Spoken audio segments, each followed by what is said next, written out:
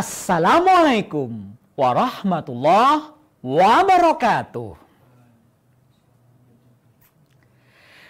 Alhamdulillahilladzi arsala rasulahu bil huda wa dinil haqq liyudhhirahu 'alad dini kulli walau karihal kafirun. Asyhadu an la ilaha illallah wa asyhadu anna Muhammadan abduhu wa rasuluh. Allahumma sholli wa sallim wa barik ala Sayyidina Muhammad wa ala alihi wa ashabihi ajma'in. Amma ba'du. Anak-anak, sahabat-sahabat yang kakak cintai, pada hari ini amat sangat bersyukur di hati kita merasakan nikmat Allah yang tak terhingga, yang tak mungkin dapat kita hitung banyaknya. Diberikan, dilimpahkan kepada kita semuanya. Dengan mengucapkan kalimat Alhamdulillahirabbil alamin. Segala puji bagi Allah Tuhan semesta alam. Hari ini kita bisa berjumpa kembali atas izin Allah pula, atas nikmat Allah pula yang berikan kepada kita kesehatan, umur panjang, keislaman yang mantap, dan keimanan yang kokoh. Maka sebagai tanda syukur, mari kita rawat nikmat-nikmat itu dengan mendengarkan kisah-kisah orang-orang mulia yang dididik oleh manusia paling mulia, yaitu Nabi Muhammad SAW, yang akhlak Qur'annya dipandu oleh Allah Subhanahu wa Ta'ala. Nah, namun tak lupa kita senantiasa harus selalu mengungkapkan ungkapan hormat kita kepada Nabi kita Muhammad SAW. Ayo, hampir lupa kan? Salawat dong, Nabi Muhammad SAW, dengan mengucap Allahumma sholli wa sallim wa barik ala nabiyyina Muhammad wa ala alihi wa ashabihi ajma'in. Amma ba'du. Kak Bimo, hari ini ceritanya apa? Aku penasaran. Bagi-bagi dong ceritanya. Iya, kami ingin mendengarkan dongeng yang baru. Kok dongeng? Salah. Kisah ya Kak Imo ya? Iya, Kak Imo sampaikan kisah saja. Kalau dongeng kan cerita pahlawan palsu. Kakak nggak tega, nggak mau membohongi kalian semuanya dengan kisah-kisah palsu ya. Dongeng palsu. Nah, kakak akan sampaikan sebuah cerita tentang orang yang sangat istimewa. Kakak mencatat banyak keistimewaan orang ini. Siapakah dia? Ayo, sudahkah kalian mendengarkan kabarnya? Bocoran informasi judul ceritanya apa? Belum. Oh, emang nggak melihat? Teman-teman nggak melihat? Posternya apa tulisannya? Sebagian sudah baca. Judulnya adalah Sedekah Sumur Rumah. Ya. Sedekah Sumur Rumah. Sedekah seperti apa sumur rumah itu? Kok aneh? Iya Kak Bimo, agak aneh. Sedekah Sumur Rumah Utsman bin Affan. Tuh, tentang Utsman bin Affan. Sebelum kakak sampaikan tentang kisah Utsman bin Affan, kakak akan bagikan pada kalian pengetahuan seberapa kerennya Utsman dalam catatan sejarah Islam dan catatan kepemimpinan dunia. Dengar baik-baik ya. Nanti akan jadi pertanyaan orang tua kalian pada kalian, ustadz pada kalian yang mendengarkan cerita ini. Yang bisa berarti daya tangkapnya luar biasa. Kalian adalah orang yang sangat, insya Allah cukup syarat untuk menghafalkan Al-Quran. Karena mencintai orang-orang yang ahlul Quran. Termasuk Utsman bin Affan ini. Yang pada masa kepemimpinannya terhimpun mushaf Al-Quran. Nah, sebagai ikram pada Al-Quran, kita akan sampaikan, memuliakan Al-Quran, akan sampaikan orang-orang yang berjasa pada Al-Quran. Di antaranya Utsman bin Affan yang super keren, super dahsyat. Fakta yang pertama. Sahabat-sahabat semuanya, Utsman bin Affan adalah sahabat Nabi yang termasuk as-sabiqunal awwalun. Minal as-sabiqunal awwalun artinya apa? Termasuk orang-orang yang mula-mula masuk Islam, yang bergegas menerima ajaran Islam. Yang pertama adalah Bunda Khadijah alaihissalam. Kemudian ada radhiyallahu anha ya. Yang berikutnya ada Abu Bakar As-Siddiq. Dilanjutkan oleh Ali bin Abi Thalib, pemuda cilik yang masuk Islam pada masa mula. Dan yang keempat adalah Utsman bin Affan atas dakwah ajakan dari Abu Bakar As-Siddiq. Gak bisa bayangkan kayak apa nikmatnya ya, kayak apa pahalanya, kayak apa kemuliaan di surga nanti. Orang yang awal-awal masuk Islam, menyiapkan harta, tenaga, pikirannya, dan semua orang yang masuk Islam setelahnya, nah pahalanya diberikan kepada orang-orang yang as-sabiqun awalun tanpa dikurangi pahala untuk mereka yang Islam dan beramal di dalam Islam. Jadi pahalanya gede banget kan? Fakta pertama adalah Utsman bin Affan masuk Islam nomor 4 dalam sejarah Islam yang diajarkan Nabi Muhammad SAW. Fakta yang kedua adalah apa ya? Oh iya, Nabi Muhammad pernah bersabda, Abu Bakar fil jannah, Umar fil jannah, Utsman fil jannah, Ali fil jannah. Dan dilanjutkan menyebutkan nama-nama yang lain. Utsman termasuk satu di antara 10 orang yang dikabarkan mendapat berita gembira akan masuk ke dalam surga, dijamin masuk surga. Asyarah mubasyarah bil jannah. Kalau dijamin lulus sekolah, lulus masuk perguruan tinggi, bangga, seneng, merasa keren, hebat. Orang tua menjadi sangat bahagia, penuh kebanggaan. Apalagi dijamin oleh Nabi Muhammad atas wahyu Allah 10 orang yang dijamin masuk surga. Di antaranya Utsman, teman-teman semuanya. Fakta keempat. 4 apa 3 tadi ya? 3. Lupa Kadima yang ketiga. Fakta yang ketiga. Utsman bin Affan itu disayangi satu kota. Kok bisa ya? Kalau kita disayangi satu rumah aja, aduh manja ya. Kadang-kadang kemudian merasa hidup kita nyaman, dikasih uang jajan, dikasih mainan, dikasih makanan, diturutin yang kita ikuti, yang kita inginkan.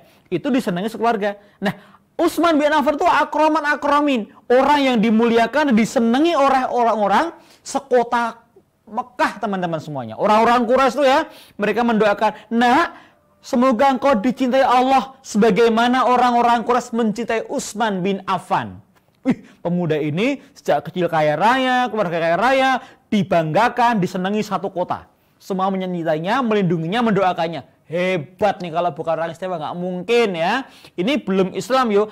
Apalagi kalau udah Islam, udah dibina Nabi Muhammad. Waduh, begitu sempurnanya kepribadiannya di bawah bimbingan Rasulullah yang agung mulia. Fakta berikutnya apa? Fakta berikutnya adalah beliau adalah satu-satunya sahabat Nabi yang memiliki gelar Dzunuratain, pemilik 2 cahaya. Ali bin Abi Thalib, kawan-kawan, Ali bin Abi Thalib menyebutkan Utsman bin Affan ini memiliki 2 cahaya. Ya, kenapa? Karena terhimpun pada Utsman kebagusan salat dan Al-Quran yang mulia. Karena salat adalah cahaya, Al-Quran cahaya. Utsman punya dua-duanya. Salatnya bagus, Al-Qurannya hebat. Maka dia punya 2 cahaya. Di samping itu, Utsman bin Affan ini seperti Ali bin Abi Thalib menjadi menantu Rasulullah, bahkan menikah dengan 2 putri Rasulullah bergantian setelah wafatnya. Siapa itu? Ruqayyah dan Ummu Kulsum. Jadi Ali bin Abi Thalib menantu Nabi. Keren kan? Hebat kan? Ali, Fatimah istrinya. Tetapi Utsman punya 2 istri yang merupakan putri dari Rasulullah. Pertama dan kedua setelah wafat bergantian. Ruqayyah, Ummu Kulthum. Nah, ini Dzunurtain. Utsman bin Affan ini memang istimewa, teman-teman. Masih banyak catatannya. Yang akan sampaikan berikutnya adalah sumbangsih pada masyarakatnya, ekonomi, kemudian dalam jihad, membuat orang yatim, orang miskin, dan lain-lainnya. Bahkan pada masa Utsman bin Affan, menurut catatan sejarah, kakak pernah mendengar dari Ustadz Haikal menyampaikan begini, bahwa Islam Indonesia itu perintisan dakwah pertama pada masa Utsman bin Affan kira-kira 20 tahun setelah wafat Nabi Muhammad. Mengirimkan utusan ke negeri Kalingga di mana Raja Jaisima dan ibundanya Ratu Sima masuk agama Islam. Itu pada tahun sekitar 650 Masehi ya. Berikutnya nanti pada masa Umar bin Abdul Aziz akan berlangsung dakwah di Sriwijaya, Sri Indrawarman yang masuk agama Islam. Tapi lebih dulu Kalingga, utusan dari Utsman bin Affan. Adakah kau lupa kita pernah berjaya? Adakah kau lupa kita pernah berkuasa? Menaungi 2/3 dunia, merentas benua, melayari samudra. Pokoknya nggak ada bisa-bisa deh ngisahin kisah-kisah orang yang dididik Nabi Muhammad menjadi orang-orang hebat. Nah, kita mulai dalam sebuah episode kehidupan Utsman bin Affan radhiyallahu anhu. Tersebutlah di sebuah kampung bernama Juhruf. Di mana itu Juhruf? Baru dengar sekarang? Penasaran nih. Kampung Juhruf itu ada di tepian kota Madinah, teman-teman. Di dekat Masjid Qiblatain.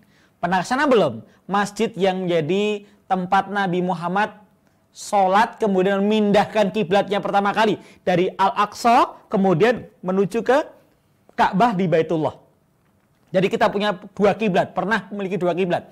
Pertama Masjidil Aqsa di Palestina, ya. Yang kedua adalah Mekah Al-Mukarramah. Ini syariat sebelum Nabi Muhammad, ya kan? Meskipun Mekah lebih dahulu, Ka'bah lebih dahulu dibangun, ya. 40 tahun kemudian Masjidil Aqsa, tapi yang tidak lebih dahulu menjadi kiblat adalah Masjidil Aqsa. Nah, di masjid itulah namanya Qiblatain, Nabi Muhammad salat asarnya berpindah kiblat, menggemparkan orang-orang Yahudi, menggemparkan masyarakat semuanya karena turun titah Allah, kiblat kita menuju ke Ka'bah di Makkah Al-Mukarramah. Saya doakan deh nanti bisa lihat Masjid Qiblatain, bisa lihat Masjid Kuba ya, bisa ke Bir Ali, bisa kemudian ke Masjid Umar, Masjid Abu Bakar, Masjid Utsman, dan Masjid Nabawi di kota Madinah. Amin ya rabbal alamin. Mau umroh nggak? Mau haji kan?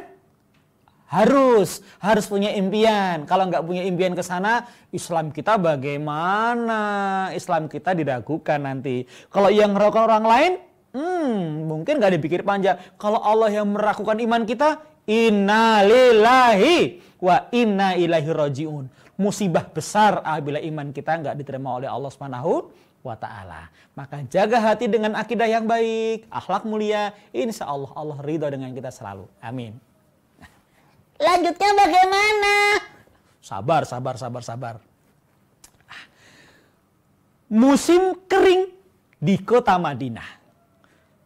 Di kampung Juhruf terjadi sebuah kekacauan, teman-teman. Kekacauan apa? Orang bertengkar. Kamu sangat keterlaluan. Kami kehausan, kelaparan, belum masak. Berilah kami air. Iya Om, kami minta airnya. Berikan seteguk 2 teguk saja Om. 1 gelas 2 gelas. Berikan pada kami, Pak. Berikan pada kami kehausan. Lihatlah anak-anak di sana mengantri sudah lama.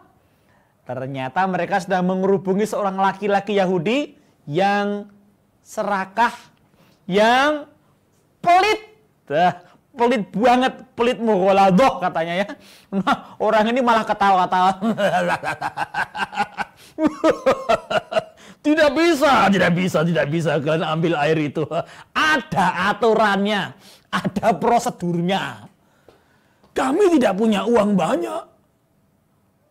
Kami gagal panen kurma. Dan musim kering ini menyiksa kami, air sangat sulit kami dapatkan. Ya, mana ku tahu. Pokoknya berikan uang 30 dirham, aku berikan kalian 1 ember air dari sumurku yang melimpah-limpah dan sangat berkualitas airnya ini. Bagaimana? Piye, gelem toh? Wah, kami gak punya uang. Pak, tolong. Miliklah rasa belas kasihan buat kami. Anak-anak, Pak, anak-anak. Cukup. Aku tidak mau kalian berlindung di balik anak-anak. Pokoknya air itu bayar per ember 30 dirham. 30 dirham. Kejam sekali teman-teman semuanya. Yahudi tua ini menjual air dari sumur rumah namanya dengan harga 30 dirham. Berapa sih 30 dirham itu sekarang? Kira-kira nilainya adalah belum tahu ya. Nilainya adalah 120.000 teman-teman. Innalillahi wa rajiun. Akhlak begitu. Di saat musim kering, saat orang susah malah mengambil keuntungan yang besar.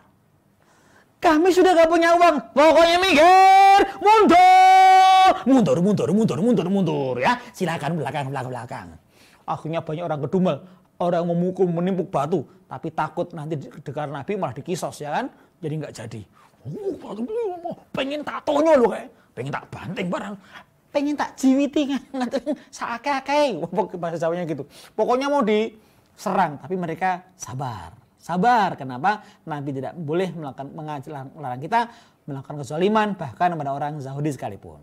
Ya, teman-teman semuanya, peristiwa ini ya menjadikan pembicaraan orang di Madinah. Ternak kehausan.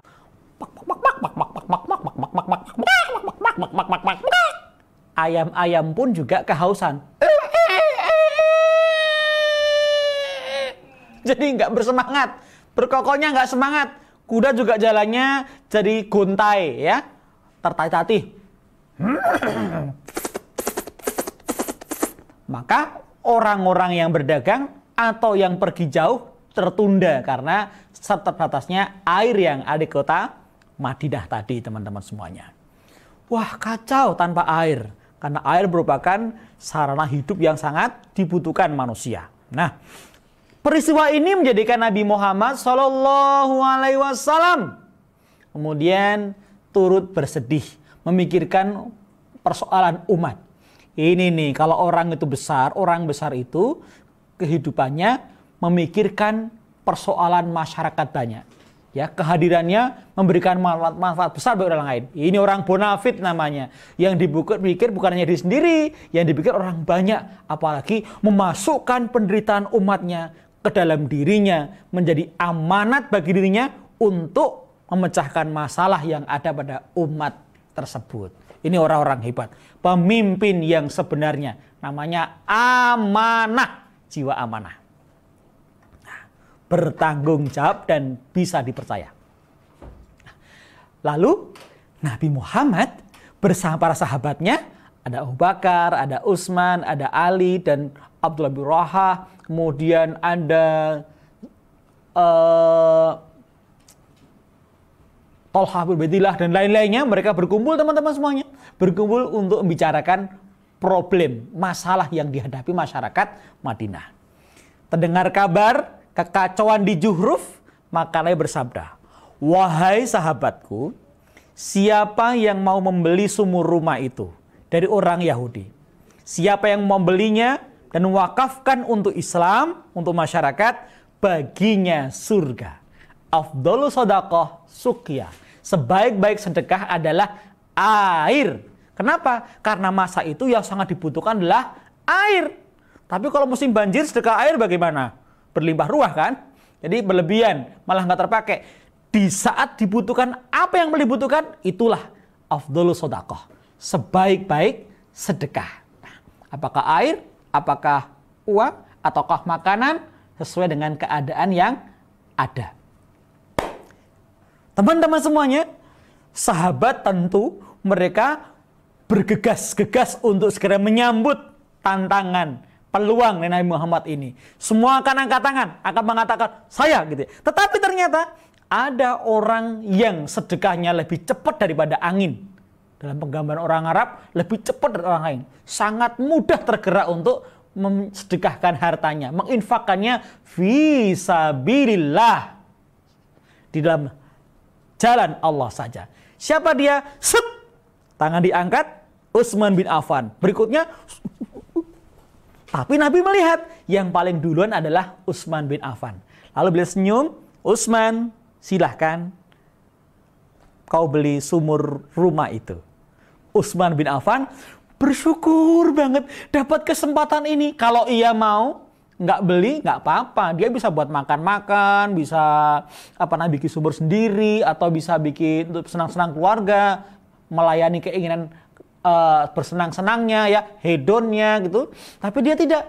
Yang ia perhatikan sungguh-sungguh, saya duluan. Meskipun jangan dibayangkan dia pakaiannya terus pakaian mewah-mewahan enggak ya. Tetap para sahabat Nabi pakaian sederhana. Biasanya sahabat Nabi Muhammad itu standarnya pakaian 3 helai, 3 style ya kan. Itu pun juga kualitasnya nggak mewah. Kalau ada kelebihan hartanya, lebih dari 3 hari diberikan sedekahkan untuk yang lainnya. Digunakan sebagai fasilitas untuk memajukan persoalan umat dan menjawab masalah persoalan umat. Wah, luar biasa Nabi mengajarkan hidup itu. Padahal mereka adalah orang-orang paling mulia. Harta dunia mengejar mereka untuk dimanfaatkan. Karena amanah itu loh. Luar biasa. Kawan-kawan semuanya, Utsman bin Affan berangkat. Emang gampang beli sumur itu? Ya gampang Kak Bimo, kan tinggal bayar. Nanti dulu. Kalau uang sih banyak. Masalahnya adalah orang Yahudi itu mau jual enggak? Kan dia enggak mau jual. Berarti tantangan sekarang adalah Utsman bin Affan, sang pedagang yang dermawan itu, menggunakan kemampuan berundingnya, negosiasinya untuk merayu orang Yahudi yang tidak mau jual jadi mau jual. Caranya bagaimana? Utsman bin Affan mendekat ke arah kampung Juhruf dengan beberapa orang sahabatnya. Naik kuda apa naik onta ya? Kakak nggak tahu. Bayangkanlah aja mereka berombongan menuju ke kampung Juhruf. Kalau onta,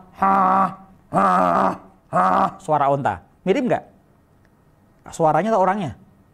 Orangnya ya. Terima kasih. Jawabanmu menyakitkan hatiku tahu. Kakak nirukan aja ya. Nirukan suara binatang aja. Berangkat kuda itu atau onta itu menuju ke Juhruf. Di sana ia menyaksikan sendiri. Dongkol hatinya Utsman karena orang Yahudi semena-mena dengan air yang ia miliki. Ayo bayar! Ayo bayar sini! Udah mau sore nih, ayo bayar. Kalau enggak, tunggu aja atau minggir. Besok datang lagi. Kemudian Utsman mendekat dan mengatakan, wahai bapak, kulihat sumurmu sangat banyak airnya dan bagus kualitasnya. Iya, kau mau beli? Dari wajahmu kau kelihatan orang yang punya. Hah? Segar. Dan kau tampak tidak gelisah dengan uang yang ada di kantongmu. Sepertinya kau orang yang nyaman. Bebas secara keuangan. Mau beli air nak? Silakan. Aku tidak hanya beli air pak. Kalau boleh diizinkan, aku mau beli sumurnya. Sumur? Wah ini sumber pendapatanku nak. Tidak aku jual. Beli aja air. 1 barel atau berapa ember? Aku siapkan. Ember juga ada. Boleh beli di sini. Silakan. Enggak pak, aku pengen beli sumurnya kalau boleh. Tidak dijual pokoknya. Berapapun gak jual. Karena itu sumber pendapat yang paling besar sekarang. Nah orang Yahudi kekeh. Dirayu, didekati, dibujuk, tapi ternyata nggak mau belikan sumur itu teman-teman semuanya. Bandel, ngeyel ya. Mereka tuh orangnya ngeyel banget. Ya dibujuk dengan untuk kebaikan pun diberi nasihat. Ini untuk kemanusiaan, ini untuk kemaslahatan bersama. Tetap nggak mau peduli. Pokoknya duit. Kaya. Kayak nggak mau mati aja ya. Nah, akhirnya Utsman menemukan cara yang jitu. Apa itu caranya? Ia menawarkan, bagaimana kalau sumur itu aku beli separuh saja? Maksudmu? Kau tidak sedang akan membohongiku kan? Tidak, aku beli separuh sumur saja. Hari ini untukku, hari ini untukmu, hari berikutnya untukmu, kemudian hariku, setelah itu harimu. Jadi ganti-gantian begitu? Iya. Toh airnya nggak habis-habis ya kan? Selama juga kami milik kamu juga. Separuh untukku, separuh untukmu. Hah? Bagus ini. Apa ki? Keren idenya. Aku belum pernah merasakan bisnis seperti ini. Bisnis seperti apa yang kau maksudkan? Aku penasaran. Baik. Ini penasaran. Aku tertarik dengan tawaranmu. Terus bagaimana caranya? Ya sudah, tentukan aja berapa harganya. Nanti aku akan membelinya. Betul? Iya. Mahal loh ini. Ya sebutkan saja. Iya. Dapat. Bagaimana kalau 5 kurang? 10. 15.000. 15.000 dirham. Bagaimana? Tidak lebih, tidak kurang. Jangan ditawar lagi ya. Baik, aku beli. Aduh, nyesel aku. Kenapa orang kayak ini aku beli harga lebih tinggi lagi? Ya udah, terlanjur ngomong 15.000 dirham. Cash. Baik, aku berikan. Utsman berbalik arah kepada pembantunya. Ia mengeluarkan kantong-kantong uangnya dan diberikan kepada sang Yahudi tua tadi. 15.000 dirham. Kalian nggak terkejut dengan angka itu? Enggak ya?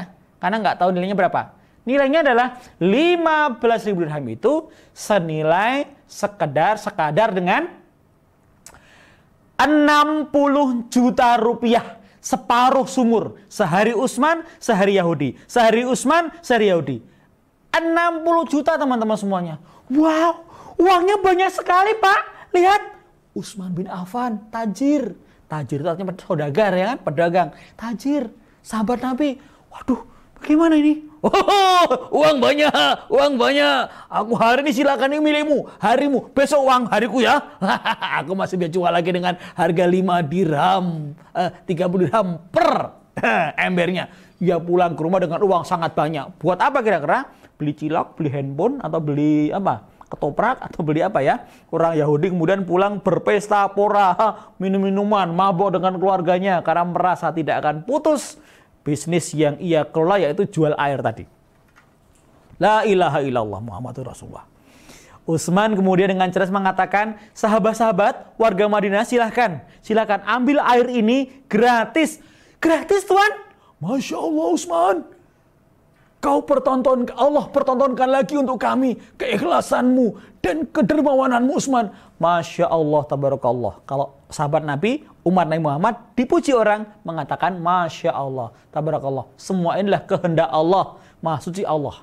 Nah, kemudian mereka mengambil 1 ember, 2 ember, jangankan 2 ember, 3 ember boleh. Agar kalian besok nggak kesini lagi ngambil dan bayar. Oh, aku ngerti maksudnya. Akhirnya mereka ngambil air, ternaknya, perbekalannya, ya, cadangannya untuk masak. Mereka pulang semuanya. Hari berikutnya kawan-kawan, orang Yahudi datang. Ayo, aku mau jual air. Aku bakal kaya. Ya. Mana ini orang yang pernah mau beli airku? Kok sepi?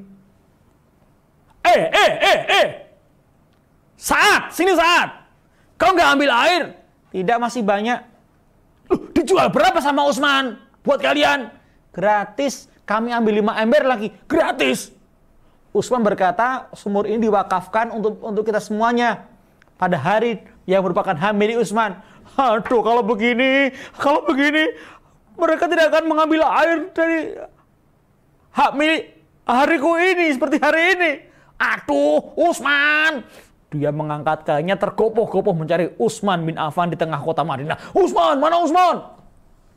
Utsman yang mana? Bin Affan. Utsman bin Affan. Ini dekat sedang bermajlis dengan Nabi Muhammad. Utsman, mana Utsman? Kemudian Utsman menemuinya, ada apa? Kau curang Utsman. Curang bagaimana? Aku merugikanmu? Ya rugi. Kenapa? Orang-orang mengambil gratis pada dirimu. pada harimu, sedang pada hariku mereka nggak mau bayar lagi. Jadi bagaimana Utsman? Aku tidak mencurangimu karena aku nggak mengambil keuntungan, bahkan aku gratiskan bagi mereka, bukan kata kerugian. Aduh, ini gimana? Aduh, terjebak ini. Aku nggak menjebakmu. Gunakan hak milikmu. Aduh, gimana caranya? Ya sudah, aku tahu maksudmu. Kau jangan berkilah lagi. Begini aja, aku jual semuanya, sumur itu bagimu, Utsman. Dijual semuanya? Iya. Separuhnya lagi? Iya. 15.000 dirham? Iya. Udah ambil semuanya. Ha. Dengan sangat dongkol ya, menyesal, tapi sekaligus mengakui hebatnya pikiran Utsman, cara berdagangnya. Akhirnya dia mendapatkan 15.000 dirham kembali. Jadi uang orang Yahudi berapa? 60.000 kalikan 2 berapa? 120 juta teman-teman semuanya. Sumur itu kemudian milik Utsman sepenuhnya. Oleh Utsman kemudian diwakafkan kepada umat Islam gratis selama-lamanya. Mengambil, memanfaatkan air sumur yang berkualitas, jernih, bersih, dan sehat itu. 1.400 tahun lebih. Sumur itu terus mengalir teman-teman semuanya. Kemudian Utsman membeli lahan kurma di sekitarnya.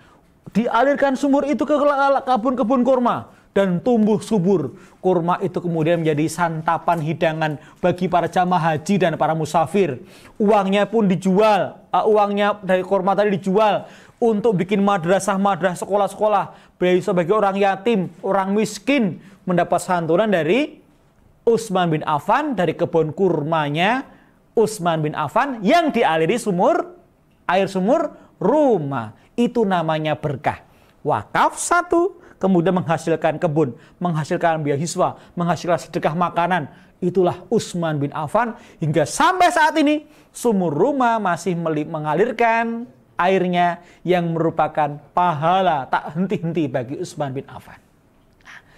Orang yang paling duluan masuk surga dalam riwayat lain adalah orang kaya dan bersedekah fisabilillah, termasuk memajukan ilmu untuk para alim ulama dan juga para mujahid yang berperang fisabilillah.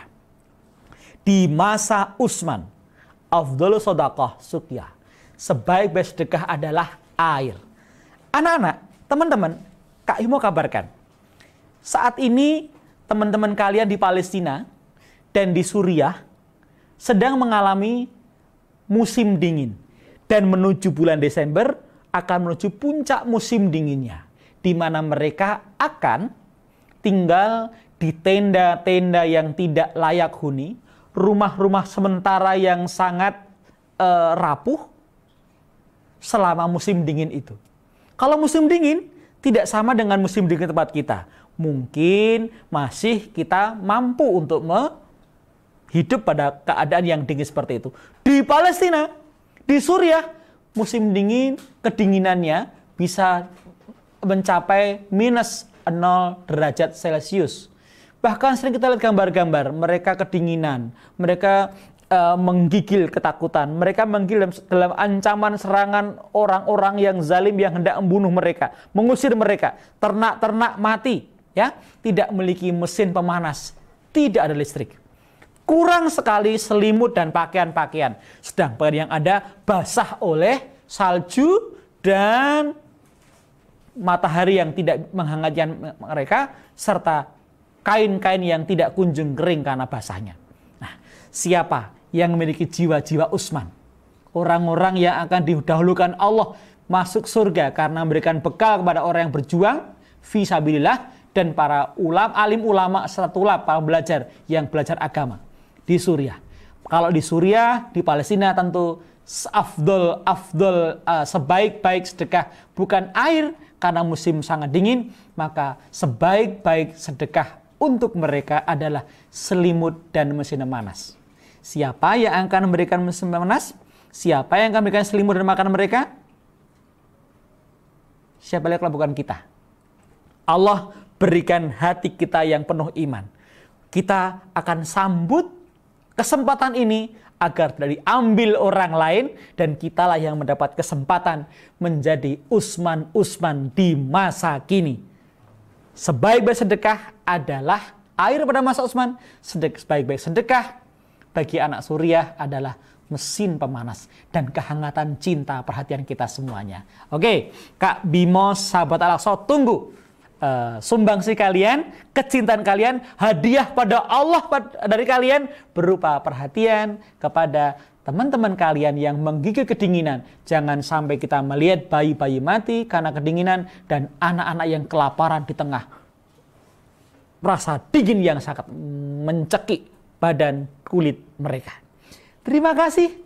Kapan-kapan kita sambung lagi dengan kisah yang lain, kisah-kisah istimewa dan sejarah orang-orang istimewa kita, yaitu para rasul dan para sahabat. Assalamualaikum warahmatullahi wabarakatuh.